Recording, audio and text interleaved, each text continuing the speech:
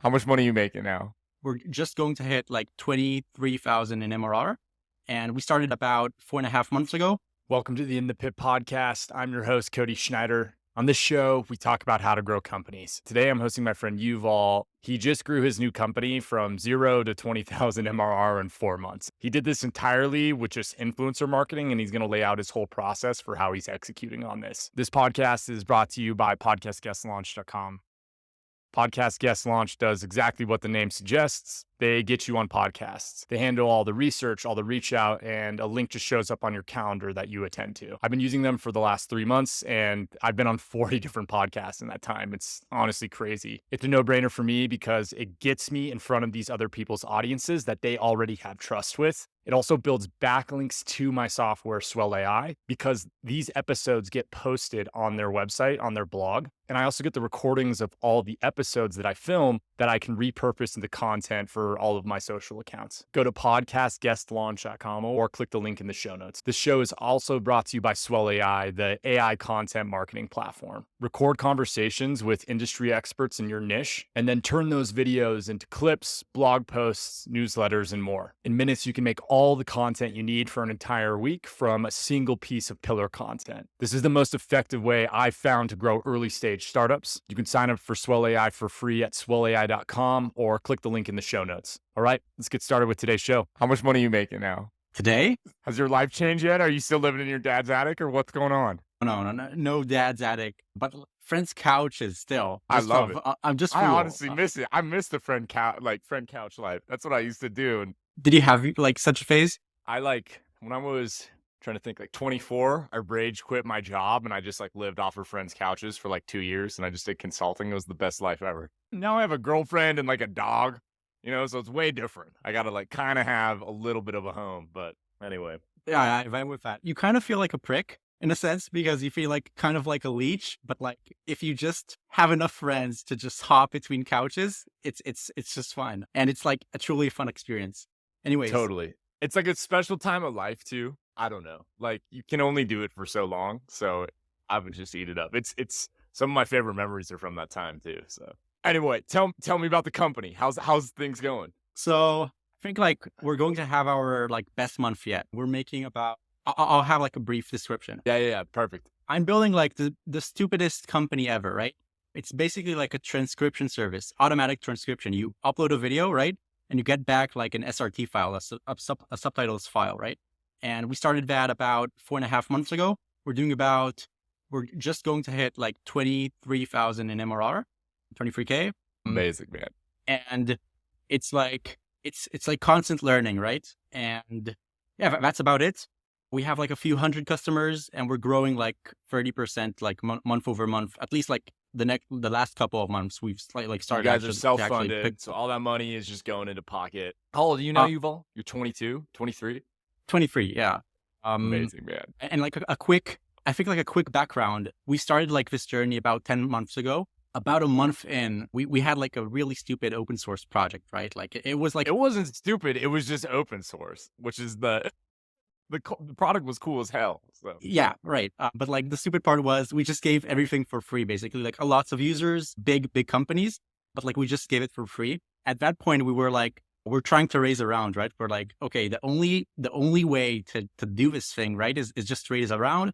If you don't raise a round, you're not going to be rich. You don't want to build a lifestyle business or anything. And so we tried to raise a round. But then we entered this stage where VCs were okay, we're going let's give you $2 million and see how you guys do. But what's your budgeting plan? What are you going to spend it on? And we were confused because I don't know, I'm not sure we need that much. We need 30K just for living expenses and for a few Indian developers, but that's it. So why $2 million? No, just give us 80K. And we were we talked to Insight, we talked to Axel, to all the big Lightspeed, every name in the book. And we were hung up on, right? And so after that experience, Twitter feed just showed us this little prick called Cody Schneider. He had 200 followers by that time. I think you had beating we're a self-funded startup beating VC funded clones or something like that, right? Yeah. That's when I was really laying into like these companies that had raised money that were basically just building the same product, and they had signed up for us, bought a domain name, and then like launched basically a clone of it. So, anyways, yeah, it was that chapter of the whole thing. But And so like that's basically it. So like we hated you for about a week because we were like, this guy isn't building like a VC startup. Like what gives? Like what the fuck? But then like we actually started, reading, and like suddenly like a switch flipped. Maybe he's like the only one doing it actually right. I don't know if it was right. Like I think it's more. Yeah, I mean, we could talk about this like versus like traditional VC versus doing this. But I remember you guys DM me. It was like you drew a drawing of me on like a whiteboard, and that's just like how it got my attention. You And mean it this was like, one? yeah, that one. You have it on. Oh my god, you have it on I lock. prepared That's it. Yeah. amazing. That's amazing. Yeah, and I just remember being like, oh, this is interesting. Let me just like talk to these kids, and I think we jumped on a Zoom like within 20 minutes, and then I had my co-founder Max come on, and he was just like, you guys just need to build this and just like figure out distribution and like do something. Yeah, but anyways, I mean, fast forward, you're 8 months later and on trajectory to just have an absolutely insane company that you own entirely, and you're based out of Israel right now currently, right? And so like, I mean, you're about to just like go into the 1% of that country like 2 years, which is absolutely ridiculous. So anyway, I'm so excited for you guys. If you can't tell, I'm like geeking out because I love seeing this, like especially young founders do this for the first time. It's the most amazing shit ever. So And like, to anyway. be honest, like I think Cody's being like super, I think it's called humble bragging, like not humble bragging, but like humble. If it wasn't for like a tweet we saw from Cody, right? We would probably still build not open source projects, but like still build like useless projects, like maximizing on like useless metrics. And we would probably like not even do growth, right? Like the process of like bringing in users and figuring out how to bring in users, like more users month over month. Like we just thought that process is automatic, and you should just iterate on product until it like users just come more and more month over month, right? Well, that's And what they so preach, though. It's like, I mean, I say this all the time, like distribution is more important than product. And the reason for that is like shit product wins all the time because they have better distribution, right? And I mean, if you look at like all the traditional tracks, they just assume like, oh, build good product and people will come. It's like, bitch, no. Like maybe if you're like a consumer app that's like downloading everybody's like address book on their mobile device and then like sending out a text message, join this app, right? Like maybe, but in reality, like there's probably like 10 companies in the last 10 years that have had that viral growth. And in like even Instagram, like they did it super niche in the beginning. Like they went viral in like Hawaii, and then it was like hot girls posting pictures of themselves in Hawaii, right? And then California, there's the crossover there, and so it just naturally evolved, right? So I guess what I'm trying to say is like there's like especially in B2B, like you have to have like some type of go to market, like along with the product. It's two sides of the same coin. Like you have to have something that people want to buy and a way to sell it. Otherwise, like you're dead in the water. And I don't know. I say all this, and like you guys, like in the beginning, I think we're figuring out product, and then like 3 iterations into it, like now you have this thing that it looks from the outside like it's easy to sell, right? Obviously it's not, and we'll talk about that of like what you guys are doing on the influencer marketing side. I think it's super interesting, and I think for a lot of people they're gonna like find that really intriguing. Actually, do you want to just go there? Like we can come back to kind of the company and stuff, but let's just go to like how you guys are doing influencer marketing for growth. I think it's really interesting. And talk to me about it, like because you're doing like different geographies, and like so like how are you handling that when it's like you're working in like 5 different languages that you're I don't even know how many you are now, but yeah, all right, that's like, so like just I'll go. I think 4 months ago, we did like our first accidentally, right? Our first influencer marketing campaign. And that basically happened like when I say accidentally, we started like, so we went to a friend that is in the video agency space, and we basically went to him, and then he had like 5 editors doing like manual work. Just we heard this sound, and we were like, I'm not sure if this goes through the recording, but like we were like, okay, what's that? Like, what are they doing? And he said, they're manually typing subtitles. And like, we were like, okay, this is obviously like, you can just like wrap like a whisper model and like finish that part, but 100%. like, why are they manually doing it? And turns out like there's this feature that Adobe built, right? It's called speech to text, right? It's a super simple feature that isn't supported in Hebrew. And so he like obviously like, let's just support that feature and see what happens. Like we didn't have the actual time. So we asked him, he's like a big influencer in the video editing space, just post a story, right? Like an Instagram story, and I don't know, like have a URL to a WhatsApp group and say, everybody that enters this WhatsApp group, we're going to take your payment details and just like bill you for like a pre-order, right? So like, be ready. We're going to take your credit card information. How much was the pre-order? So what did they pay you? I think we got like $4,000 in like 30 minutes, right? And like, yeah. And it's like, it's insane. Just through that guy's trust. So like the Yes. trust that he's cultivated, Yes. you're basically like building on top of that. And that's why they're going to do this $4,000 purchase, right? Yes. It's just like the trust factor. Like you need to see his like engagement, his like engagement in stories.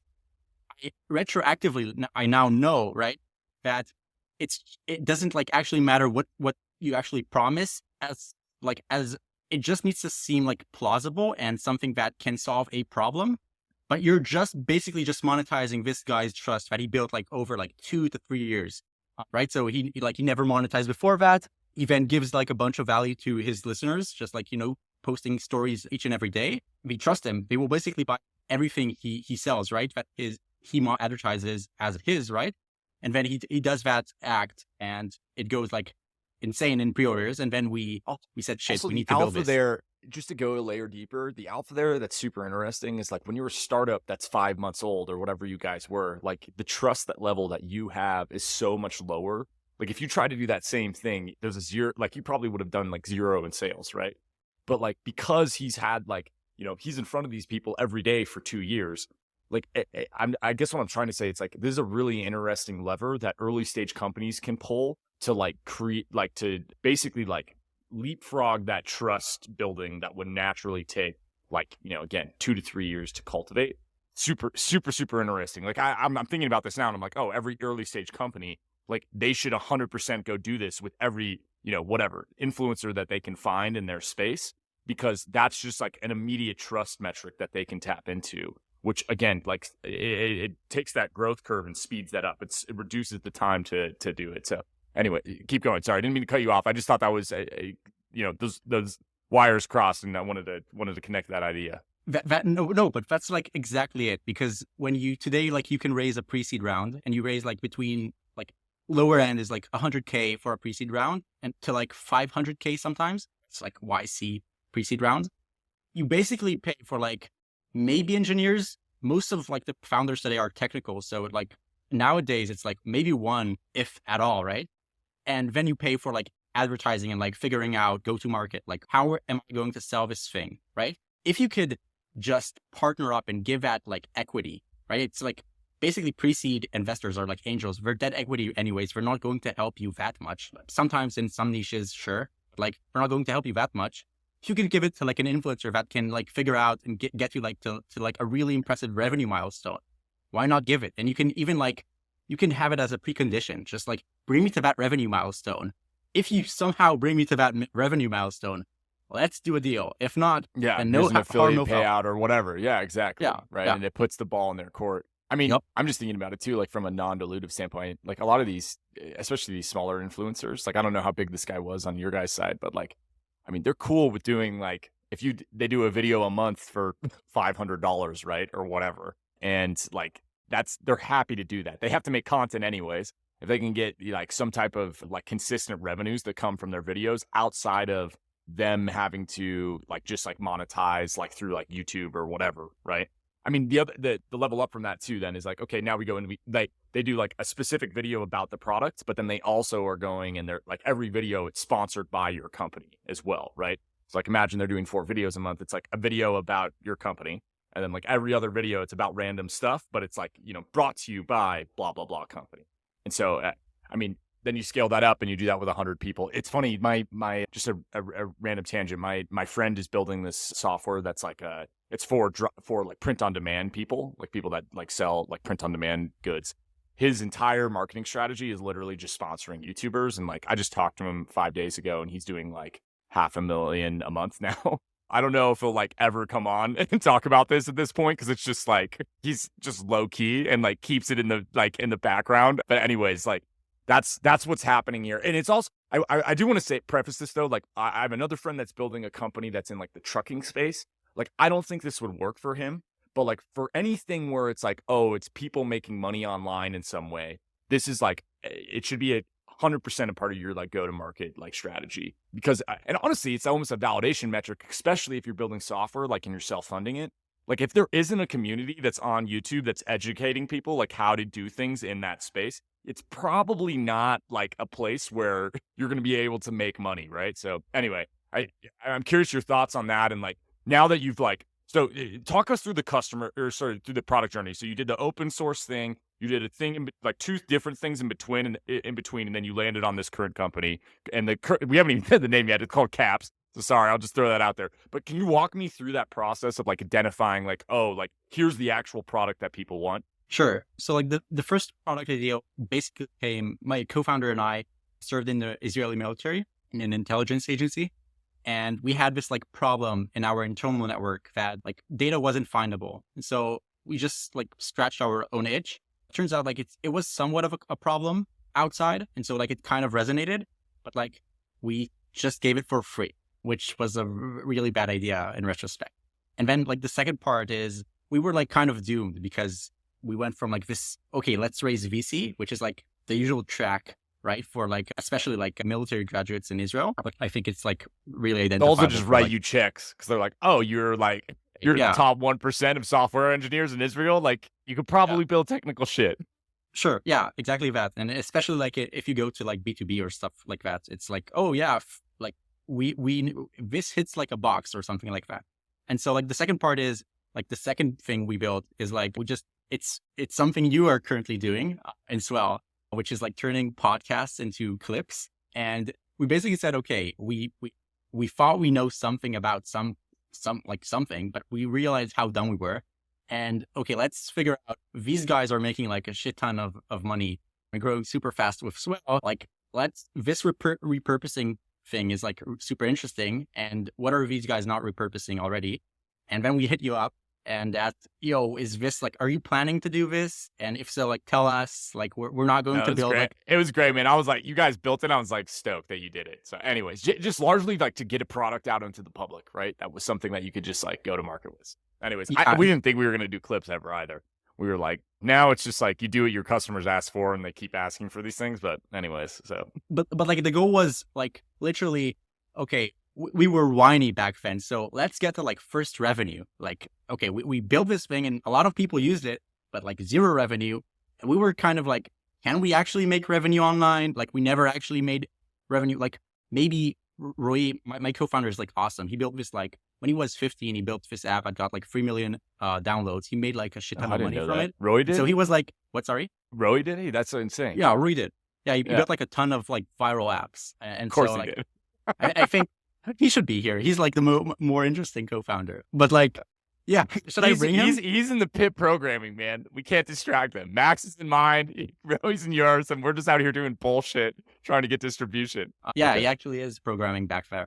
Okay, so like Roy was like, okay, I think we can. Like we don't need to validate that step, but like I kind of needed that kind of validation. So we built Chop, which is like the second part.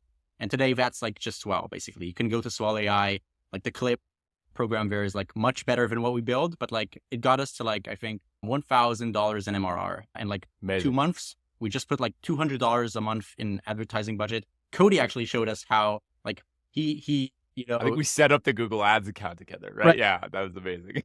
Yeah, like but you had a problem where it's like you had to get a US credit card and did like Stripe Capital, and you had to get like you did a SIM swap or something so that it would look like it was like US based. Like it sounded just like a nightmare doing it. It was like I won't go into it because it just was. It was like I know it's just one of those riddles, which sucks honestly. Like I don't know, we're seeing more and more companies start to come up that are facilitating kind of the startup ecosystems globally, where it's like, okay, cool, you can come, set up a S corp set up a C corp in the US, or like a multi-person like LLC. Like Stripe Capital has been insane for us for that, just like how quickly. But we won't digress. So you built Chop, it got to 1,000, and like at that point, this is how you got introduced to this influencer, right? Where it's like, okay, that we need like Hebrew captions, basically. Yeah, what we basically wanted to like. we wanted him to be our affiliate for Chop Shop. But Okay. then like we figured out Chop Shop was kind of like solved an itch, but it was more of like, there was like It was a really nice to high. have. Yes, it was. Yeah. And it like people bought basically because there was like really high intent back then. Maybe there's like that's still a thing. There was like super high intent purchasing intent on like AI keywords. So it could have been like AI whatever. And like the person wanted to like buy AI something software just because his boss told him that like, Dude, it our was CP, super. just to throw out a number, like our CPCs have more than 20x in cost from when we first launched to now, right? And so I mean, luckily, like we like have other things that we've invested in that are gonna like basically compensate for that. But I totally agree. I think it was like a gold rush in that moment where like people like they were just buying anything to like test it out, and like now they're like, okay, cool, I'm trying to build workflows, etc. But like our CPC, like I'll just say it too, like we were getting like 10-cent clicks like when this all started, and right now for the same keywords we're paying like $1.80, right? It's absolutely insane. So, anyways, I think we were paying like 70 cents. Like yeah, it wasn't exactly. like I don't even know. keywords, but Totally. But yeah, so I think it's just getting more and more expensive, like with it within this space. But okay, so you came to him with this product. He was like, yeah, this is chill. And then you like saw, I want to talk about like how you like by just doing this thing, it like made you see this other problem in the market that was like way more of like a pain in the ass for people. When did that aha moment happen? Was it like when they were like, clacking on the keyboard in the background? it was just a pattern. It was just pattern matching. We had a Zoom call with like one of Chop Shop's customer, maybe like a week before we met Ben, which is like the first influencer we did a collaboration with. And he told us, so Chop Shop for him basically saved him like 3 different people. If it was like this creative director, the video editor, and like some person, creative strategist, like some made up term. And he said like this person is just writing like keynotes of what's interesting in that podcast episode. The other person is doing like some other process, and Chop Chop just does like all the free processes. And so it just like tuned our brain to just like seek out these like different processes that businesses do. And like we were like going in, we kind of like already looked for them. And so when someone like, taps for a keyboard real like in struggle, like there's like mean intent behind it, you can kind of like hear it and then like, oh, here's a process probably. Like, let's check that out. That's exactly what happened. Totally. No, that's super interesting. Okay, so you started with Hebrew, and that was the first language that you did. And so did you just focus on that to begin with? Because I know you're doing like 5 different languages now that are not supported by Adobe. Also, just like another interesting thing to add to this, like you in a way are tapping into like a larger market that already exists, right? And this is like something to piggyback on for like any founder that's trying to do like 0 to 1 in the first go. And like every big company has done this, right? Like Airbnb did it with Craigslist, like Uber did it with like, so basically it's like taking this like larger incumbent and like somehow like cannibalizing it, right? Or like building something on top of it. And I think what you guys are doing is the same thing. Like Adobe has massive reach, and you're just like building this tool that basically augments that, which I think is super interesting. Like just as like when you're trying to get this like the product off the ground and self-funding it. But anyways, to come back to that the actual question. So you built for Hebrew first. Did you just focus on that geography or that language to begin with, like on the influencer side, or like what was the next steps after you got that 4K pre-sale? Stupidly, like yes, but we shouldn't have. Like in retrospect, we shouldn't have. We should have just like gone and expanded right away. But our process was, let's try and maximize value in like one geography and just then go to the next and go to the next and go to the next.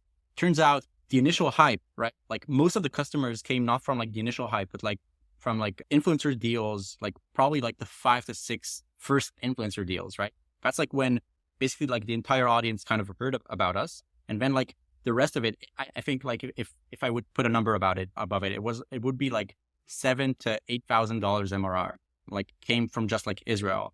How quick?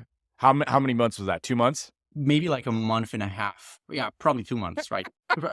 Yeah, it came like really fast. But you saw that ceiling because you probably saturated that market within that like 6-week period. Yeah. Okay. Yeah, like we did. Like it kind of like went like whoa, and then like like a ceiling.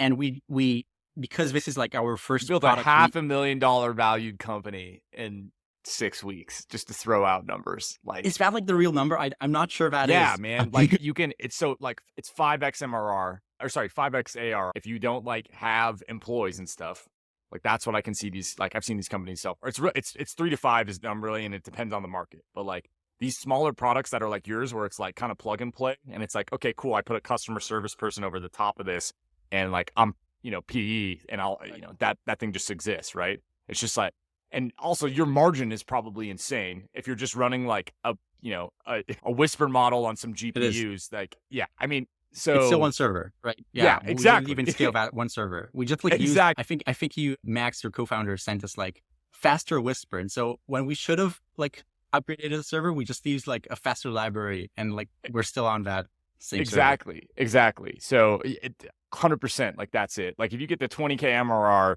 At that point, it's basically like $1 million company, like 800K to $1 million.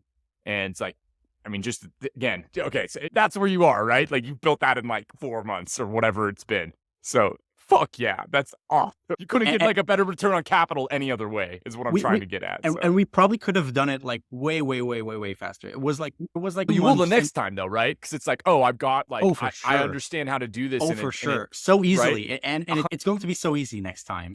It's not even going to be fun the next time. You're going to be like, this is too easy. Like there's no puzzles. Like, right. There's going to be no learning till like I hit like the next, it was like 2 months of, we basically hit stagnation in Israel and did nothing. Yep. And then I think like chatted with you, like each breakthrough we're having is not because, oh yeah, we're so smart. It's basically just like, learning from people that are like ahead of you, which is that's you. And so I think that's the whole point of this though. It's like, I mean, I have calls with like founders literally every day at this point, where it's just like friends that are building other shit. And it's like, cool, like I'm in this problem. What would you do? And they're like, well, I had this similar situation happen. Like, here's how I would approach it if I was in your shoes. Right. And like, that's how this all goes down. I mean, that's why this, like, I even just do this fucking podcast is so that like, it's an excuse for me to just download everything, all the knowledge that you have about your business. And then like, for me to then like take out the pieces that are applicable to my own and deploy them. Right. And it's so anyways, like that's the whole, like later today, I'm talking to this guy that's like spent like $3 million on like Google ads for like B2B SaaS over the last 5 months. And it's like purely just so I can have a conversation like, and like be like, cool, tell me everything you know about this so that I can like get educated. Right. And then I would have these conversations already. So for me, it was just like, all right, let's just put them in public so that other people like you, right, like can go and have access to this information. So anyway, yeah, that's another tangent. But so you hit the ceiling in Israel, and talk to me about like, yeah. And in Israel, there's some stuff that is given to you when you live like in a local country. You can easily find like the influencers are really easily findable. Basically just, there's like some inbound, right? So like you don't actually need to do that much work. And so like the next step was like the first part for us, because it wasn't like obvious what's the next step. It was like quite a bit harder, but like in retrospect, it's like very simple. What we basically did is just figure out and like build a system of how can we launch in every country that isn't like supported by supported by Adobe. And there's like probably like 200 countries, but like there's there's just like 20 that basically are like 99% of like the value, right? It's like Indonesian, like Malay, like weird languages. Anywhere like that there's a video editing community that already exists, but you could probably just validate that with like, oh, does the ecosystem exist there? Like, is there YouTube channels talking about this in Malay? Is there Instagram accounts talking about this and, whatever? Like, yeah, you basically have like 3 keywords. You translate to like 20 languages. You just put them on Google and you see the results. And that's basically it. And that's what we did. Like the first country was Poland. And again, we wanted to just like first consume Poland and then do like the rest. And then like when we started Poland, we kind of figured out, shit, why aren't we just doing this like 20 times? Doing all of it. Yeah. Yeah, totally. Right. So like we hired like 3 other VAs who just like building lists, right? And we built like, I think it's like 1,000 different influencers, right? We have like 1,000 influencers. And that you've worked with or that you're trying to work with? We're trying to work with. I think we work with like tens of them, almost like, I think it reaches like probably like 70 to 80. So like 10% of that list. Amazing. That's amazing. Yeah. And like it's growing. And like the only thing like the VAs do is just like build a list and then personalized emails. We get like for instance, we started with Arab countries, right? And my VA Jeff has the numbers. Go Jeff. We love Jeff. We don't know who Jeff is, Jeff's life is fucking changing because of this. And he also, and before this, ran a 50-person team, and he's getting paid more now to like broker these influencer deals. So we love Jeff. Pro Jeff. Fun story. So it's probably not that fun, but like there's like a war happening in Israel right now. And so although like the Arab countries are probably like most value, when we started like reaching out to them, they were like, hell no, we're not working with Israel, whatever, for whatever reasons. And so what we did is just like, I said, shit, now I actually need to delegate this part to Jeff. Like, let's see. Okay. So like, this is lost anyways. Jeff, try to do your thing. And like, I think the response rate he got was like 4 times more than what I ever got. Like he got 26% of the people to respond to him. And he was just like senseless. He followed them on Instagram and on Facebook and like messaged them. Like he found their phone numbers somehow, like on job directories. And he did so good. Oh my God. And yeah, so basically in the past 2 months, I didn't do like, I usually did the outreach myself. That was like basically my role was just like find a person, send him a message, find a person, send him a message.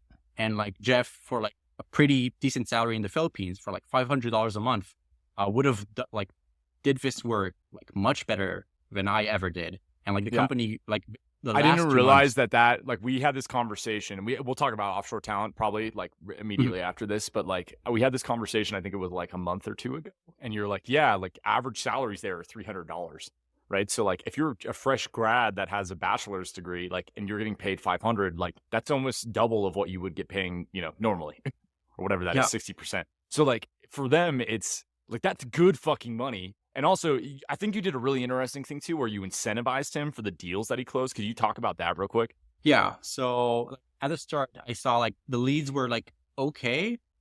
He also built a list, right? So we built lists and then did the outreach, right? And the leads were okay, but like, I sort of felt like his heart wasn't in the game, although like he did his best, right? But like he didn't have any skin in the game. So what we did is for each video that enters the internet, right, about our product, you're getting $10 if you did the outreach and the lead generation, right? And so at the start, it was like $5. He did only the lead generation. And then it was like $10. He also did the outreach and like the negotiation part. And so and then right now, I think it's like 25 for like bigger influencers. And so like, it's like a pretty big incentive. It's like huge in local currency. And so, yeah, that was about it. And he started. How many deals is he closing a month? Like 100? It's probably like closer to 50 at this point, 50? But like, yeah, it's increasing because that's $1,000 a month, right? So in comparison to the 300 to 1,000. Oh, like, it's much more.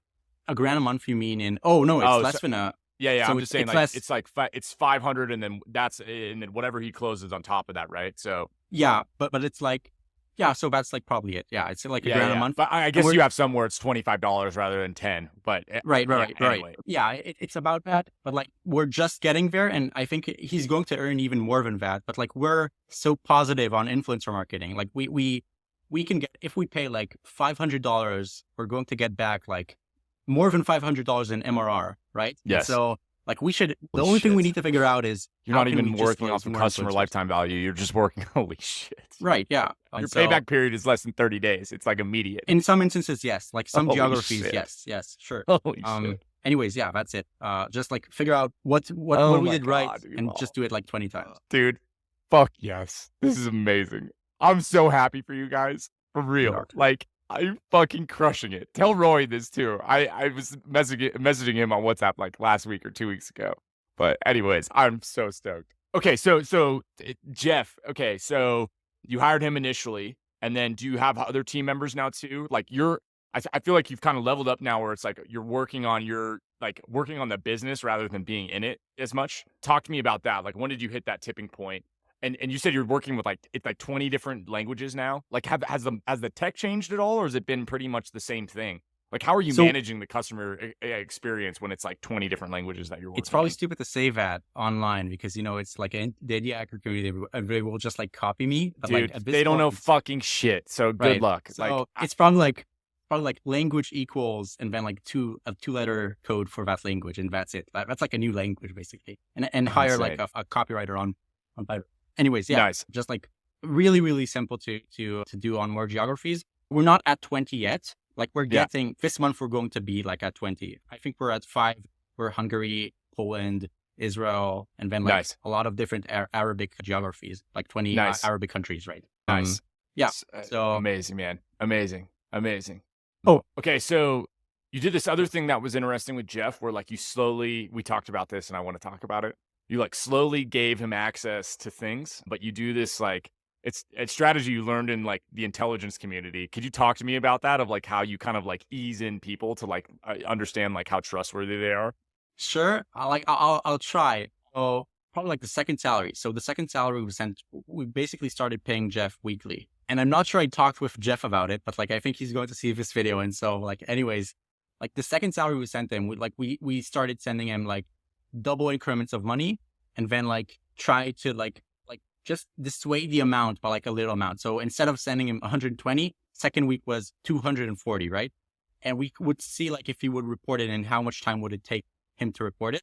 And then like the next couple of weeks, just like try to put like small amounts in. So like see if he notices and if he like reports back basically. And so it was like $130 instead, 131, 135, 100, like see what's his limit to like, feel ethically obliged to report.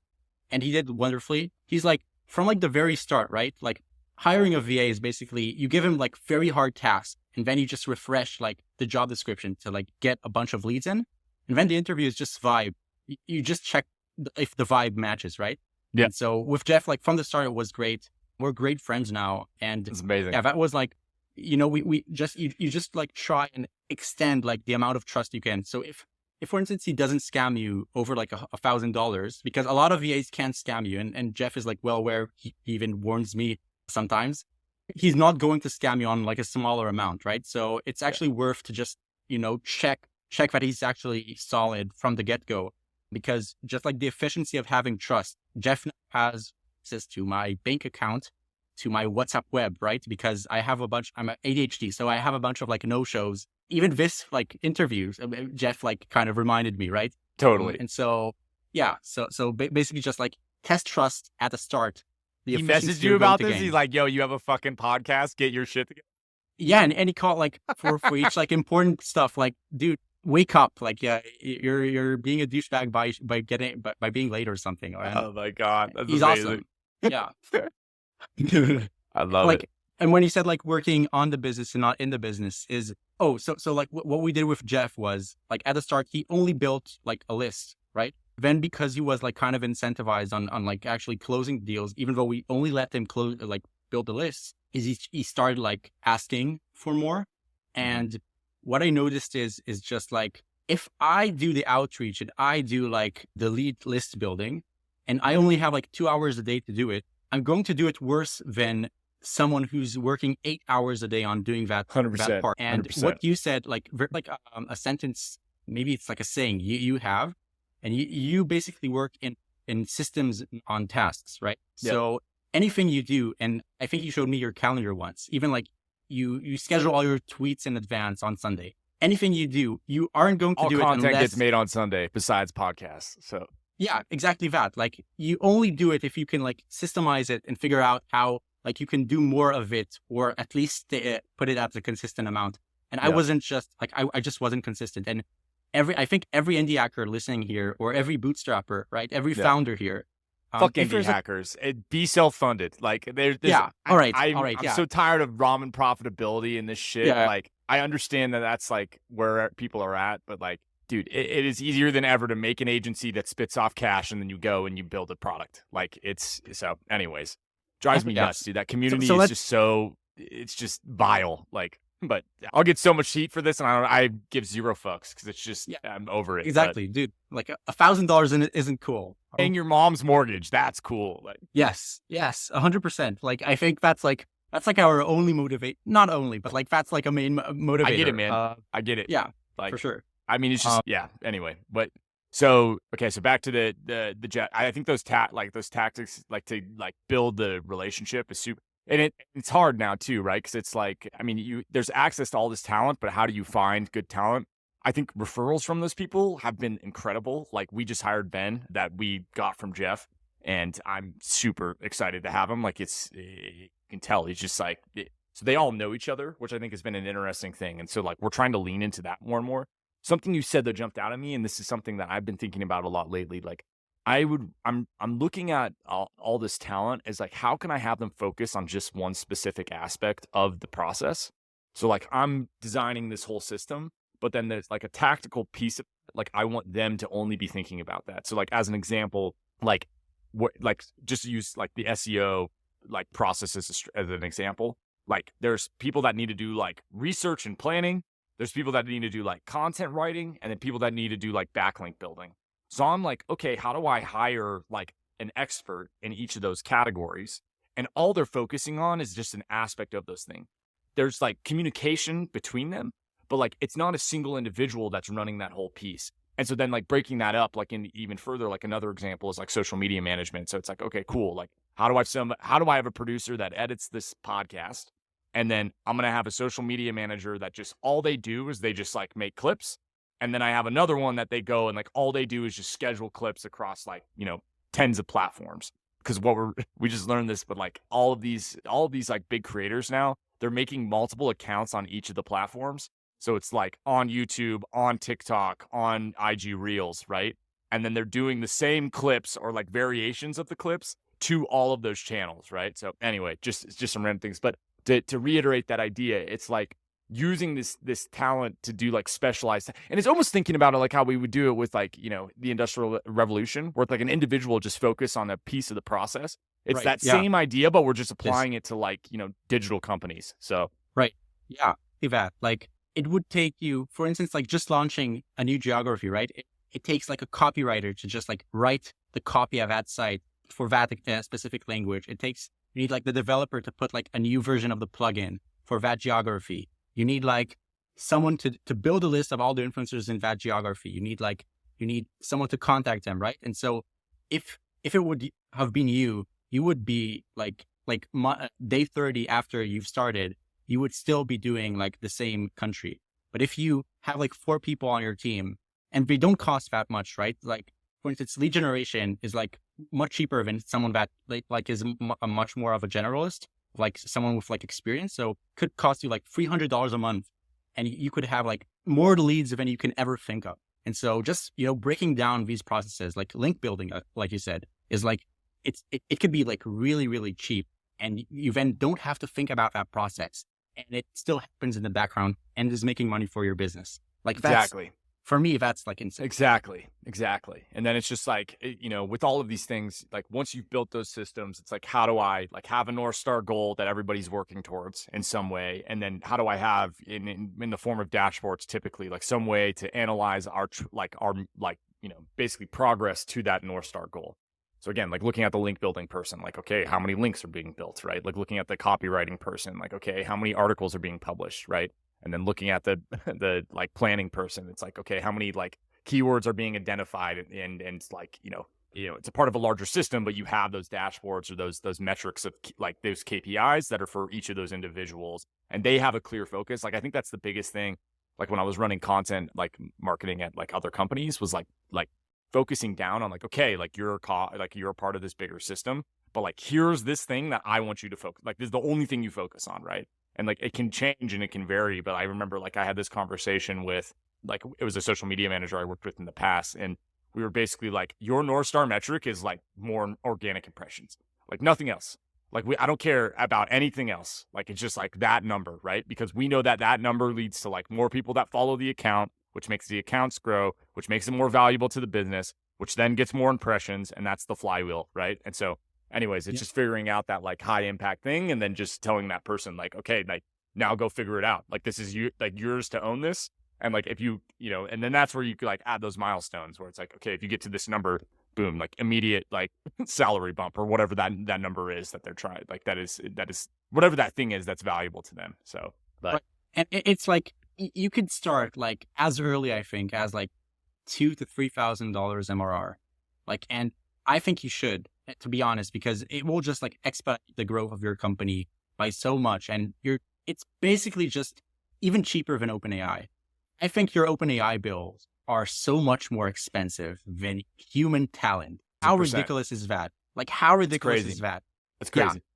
The arbitrage will also go away too. Like It is. 82% of the Philippines speaks English. Those numbers are rising like globally, like every country. It's like basically becoming like this like vehicle to, and I'm starting to see funded companies do this more and more as well, right? Where it's like, okay, we're hiring like SDR talent that's in, That's how you know. Colombia, right? And for them, it's like, it's a no-brainer because it's like, I can pay this person $1,500 a month and like they're doing, basically like lead like gen and like pipeline development. I mean, that's insane. So with that said, I mean, I think it's a time, like it's going to be a while before this gets like basically the alpha disappears. But the thing that I'm like trying to figure out is like how, like what, first off, like how do you find those good people? Because that's been the hardest part, I think. It's like, once you find one good one, it's like they all have friends that are also like really well, like great team members. So then it's like leaning into that. The other piece of it is like, okay, what happens to that economy as well as they start to understand like how these like software companies start to like operate and run? I think that gets really interesting as well because it's just going to make the landscape more competitive. Like if you have a whole group of individuals that are in, Vietnam, Philippines, Indonesia that are all like have worked at these startups, these offshore, these remote companies, like suddenly like they're going to have a concept of like, oh, this is like this business that we know how to operate and run.